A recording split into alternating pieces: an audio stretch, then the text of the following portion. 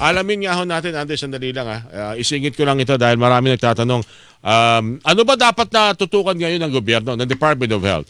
Ito ho bang influenza-like illnesses o illness o sakit na ibang uri ho ng flu o ito pong dengue? Besang katutak to yata may kaso ng dengue ngayon sa iba't ibang mga ospital sa ating bansa.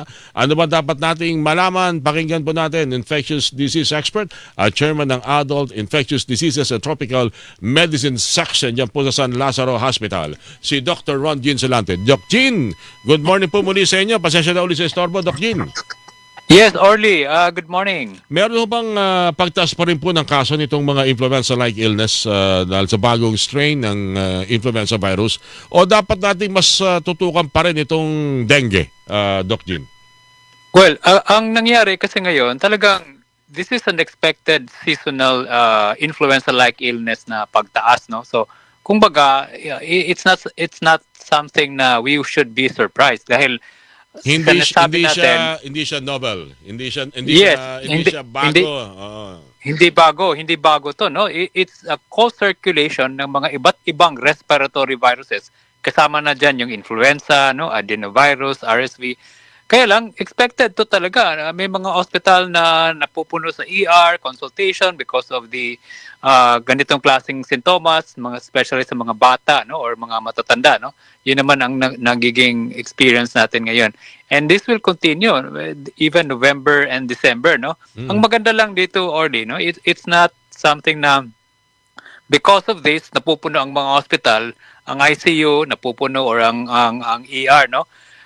Because most of the cases are self-limited. Kaya lang, talagang may pupunta talaga sa mga hospital para magpakonsulta, nagwo-worry, bakit ang ubo, matagal gumaling. Tama yun. Kasi lagi naman natin binabanggit Lagi natin binabanggit Pag 3 araw na, 2 araw na ang lagnat maganda talaga yung sugod na sa ospital. Lagi naman natin binabanggit yun. Kaya talaga magpupunta sa mga ospital, Doc Jean. Yes, tama, no? So, I think this is just part of what we should be expecting na may mga ganitong buwan na tumataas ang mga influenza-like illness. At handa naman ang mga ospital na we will be taking care of these patients. And ang isa lang sa mga nakikita natin ngayon so far, hindi naman tumataas ang mga na-ICU, hindi tumataas yung mga severe pneumonia kasi the usual vulnerable population, sila yung natatamaan, sila yung talagang expected natin na alagaan talaga natin pa rin. Sa madaling salita, bagamat may pagtaas ng mga nakaraang araw na sabi nyo nga, Doc Jean, normal naman yan sa ganitong klase ho ng season o ganitong uri ng panahon, may pagbaba naman na po nito nakalipas na araw.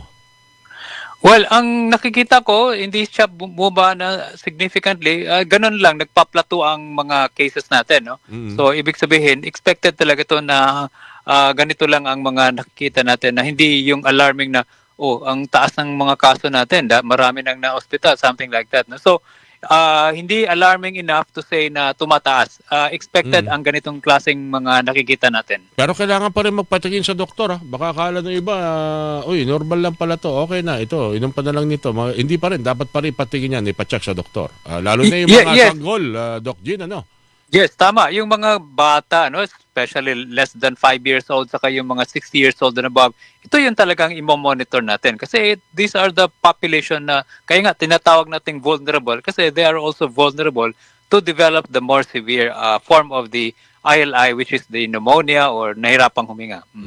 Mas dapat daw ngayong tutukan pa rin ng kampanya laban sa dengue. Mataas bang kaso ng dengue rin? Well, ang nakikita namin, especially sa San Lazaro Hospital, since August, September, constant ang admission namin ng dengue. Kumbaga, talagang, this is also the time that we will be expecting higher number of... kasi ano naman yan, Orly, pag tumatagal ang ulan, marami ang breeding places ng lamok, hindi marami rin ang magiging makagat at marami rin ang pwedeng magkakasakit. Kaya lang, tama ba na may pagtaas pa rin ng mga nasasawi dahil sa dengue nitong huling quarter? Ito, papasok sa last quarter. Well, ang nakikita namin, hindi naman ganun kataas na significantly, pero alam mo, ang dengue talagang very unpredictable. Even healthy population can